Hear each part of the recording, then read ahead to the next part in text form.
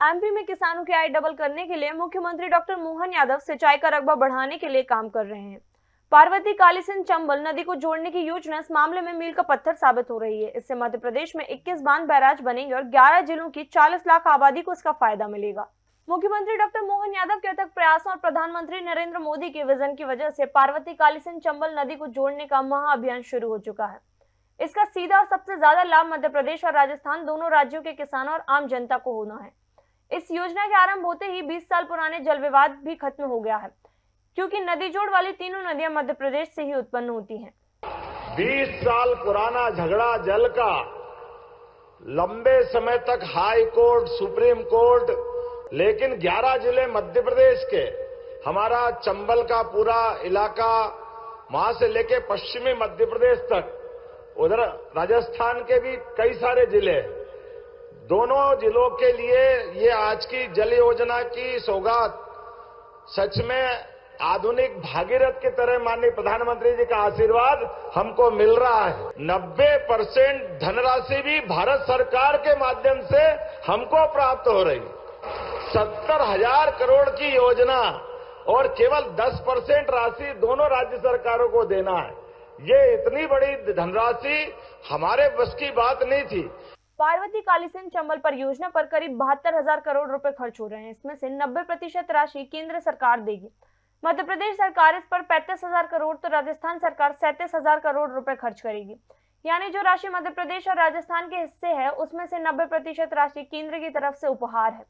इस परियोजना से एमपी के प्रत्यक्ष तौर पर 11 जिलों और अप्रत्यक्ष तौर पर 13 जिलों के 3217 गाँव की सूरत बदल जाएगी।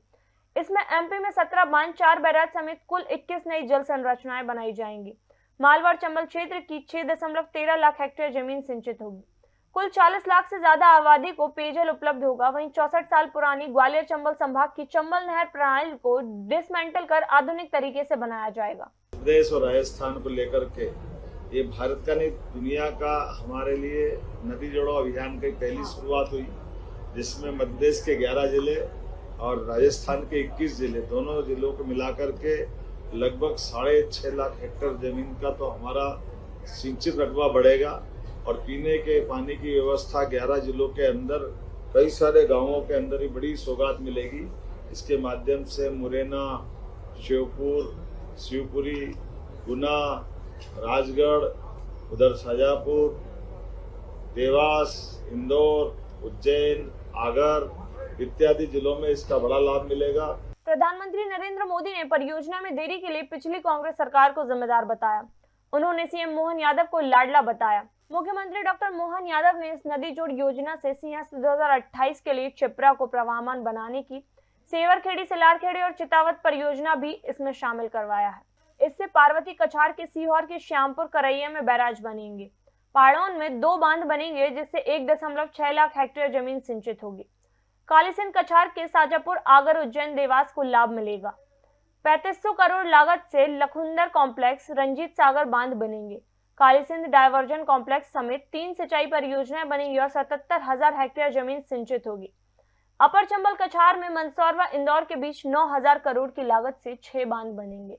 चंबल, चिपरत, चामला और सिवनी नदियों पर बनने वाले इन बांधों में 4 उज्जैन जिले में, 1 इंदौर और मंदसौर में बनेंगे, जिसमें 550 एमसीएम पानी भंडारण होगा और 1.88 लाख हेक्टेयर से ज्यादा जमीन सिंचित होगी। कूनो कछार में 12,000 करोड़ की लागत से 6 सिंचाई परियोजनाएं गुना, शिवपुरी, मुरैना और श्योपुर जिलों में बनाई जाएंगी।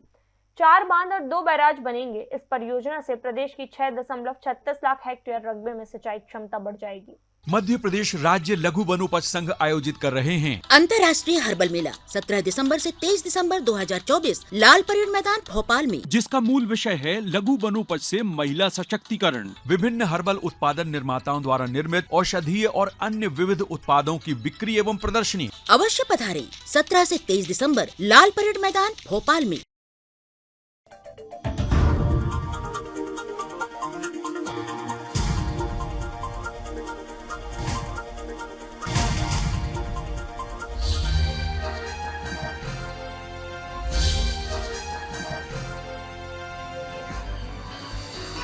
आप देख रहे हैं दखल न्यूज।